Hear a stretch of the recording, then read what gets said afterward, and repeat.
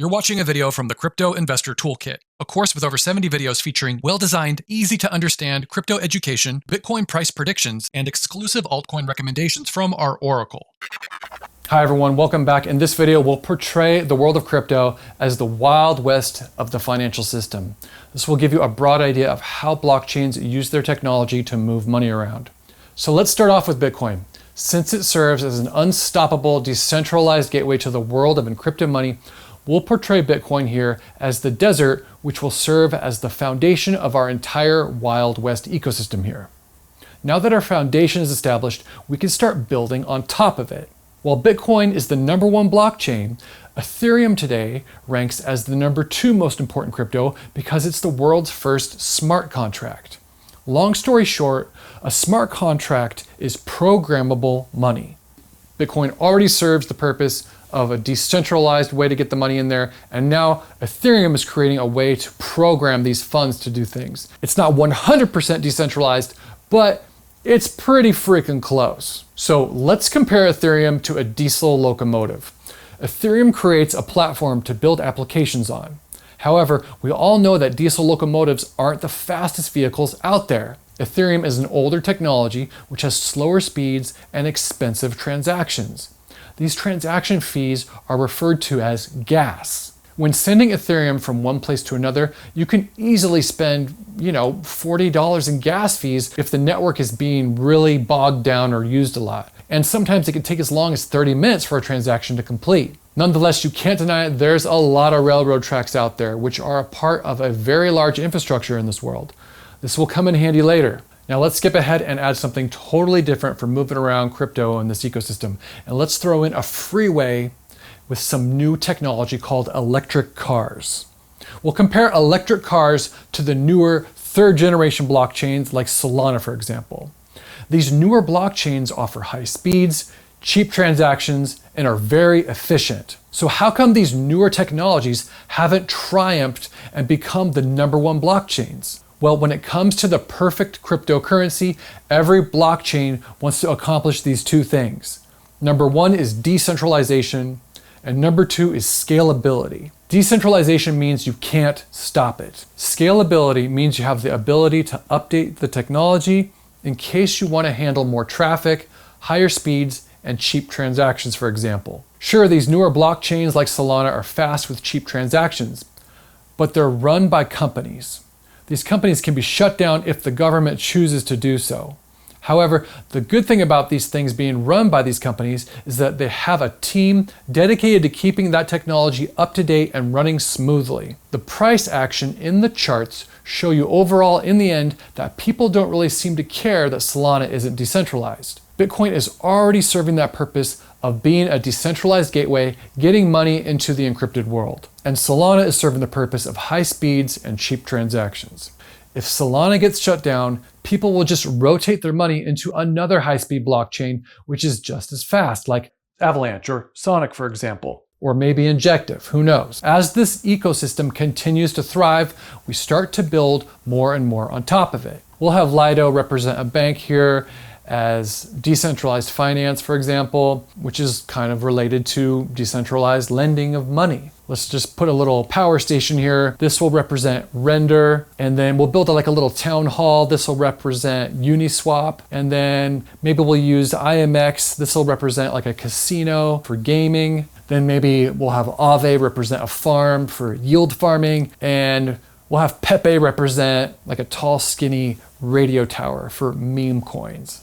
So what happens when one of these high-speed layer ones like Solana, for example, has a problem? Occasionally, one of these cars on this high-speed freeway will get a flat tire, something breaks, and suddenly you got yourself a traffic jam. Believe it or not, things like this happen with huge high-speed blockchains like Solana once in a while. This might only happen a few times per bull run when traffic gets extremely high. However, when this breakdown occurs, it makes competitors want to step up and seize the opportunity. This brings us back to our example of railroad tracks, which makes up a gigantic pre-existing infrastructure out there. This is where layer 2s on Ethereum start to show up and become very useful.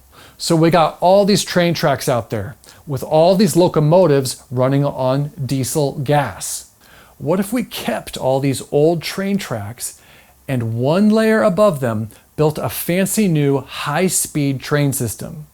This new train system could travel on its own set of high-tech train tracks that would have a fancy new engine that gets 1,000 miles per gallon and could travel 300 miles per hour. Sounds pretty fast and efficient, right? Well, that's what a layer 2 of Ethereum is. Instead of it costing you $40 in fees and 30 minutes to send $1,000 of Ethereum, now you can just use this new network to send your $1,000 of Ethereum for a fraction of a penny in fees, and it arrives wherever you sent it within 90 seconds. Some of the top layer 2s today are called Arbitrum, Optimism, and Base. Most centralized exchanges today now give you the choice of what network you want to use to move your funds on. If you want to buy protocols that run on the Arbitrum ecosystem, you'll want to move your Ethereum on that network. If you want to buy coins that run on the Optimism ecosystem, then you'll want to move your Ethereum onto the Optimism network. So let me give you an even more detailed example, and I want you to open up a new window on your browser and follow along with me. Feel free to pause this video right now, and on your browser, visit coingecko.com. Okay, so now you're on coingecko.com. Let's say that you hear that Coinbase has launched their own network chain called Base, and you want to buy a coin that runs on that Base ecosystem. Let's go into the search bar and type in Base ecosystem, and then click on it. Okay, so now we have a list of the Base ecosystem coins. And let's say we want to buy this one down here called Brett. So go ahead and click on that. Okay, so here's more information on this asset. Just for the heck of it, if you can, scroll down to double check and see under chains that it indeed is part of the Base ecosystem. And under categories, we see that it's a meme coin. So how do we figure out how to buy this stuff? If you scroll up, over here on the right, you'll see every single cryptocurrency has a tab called Markets. Let's click that. Okay, over here on the left, you'll see what exchange you can buy it on.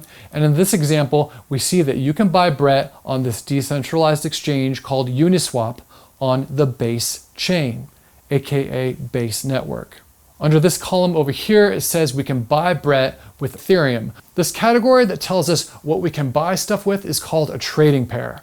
And to make it even easier, you can simply click on a trading pair and it will take you directly to the site where you can make the trade. Okay, so go ahead and close that window because we're not doing a trade right now. So again, what was the point of all that? Well, we found out that the coin that we want to buy called Brett runs on the Base network. So now we know in order to buy it, we need to have some Ethereum in our wallet that's on the Base network. So now when you're moving funds off your exchange, you now know which network you want to select to move your Ethereum on. This will come in handy at the end of this course when we help you guys set up your own personal wallets. It's also going to be useful for when you may want to send some Ethereum from Coinbase to another exchange, for example. But right now we're not doing that. Okay, so that was pretty advanced stuff. So let's dumb it down a bit and talk about one more thing regarding this Wild West ecosystem. Another important thing to know is the more money a crypto has invested in it, the lower the risk tends to be. This is referred to as a crypto's market cap, aka market capitalization. In other words, this is how much money is invested in that crypto's circulating supply that exists out there. Also, for example, if a coin has less market cap, it tends to be a higher risk asset, thus having a higher reward. This also means that it has a lot more volatility.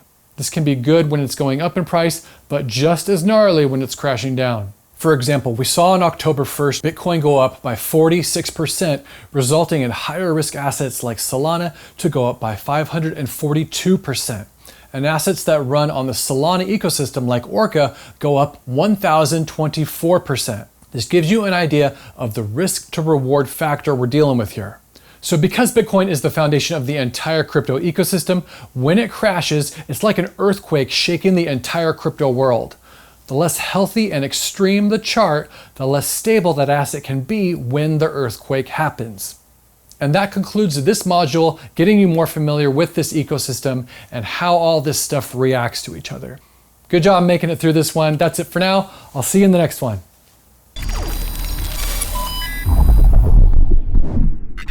Are Are you interested in more detailed market analysis? Do you want to master crypto faster?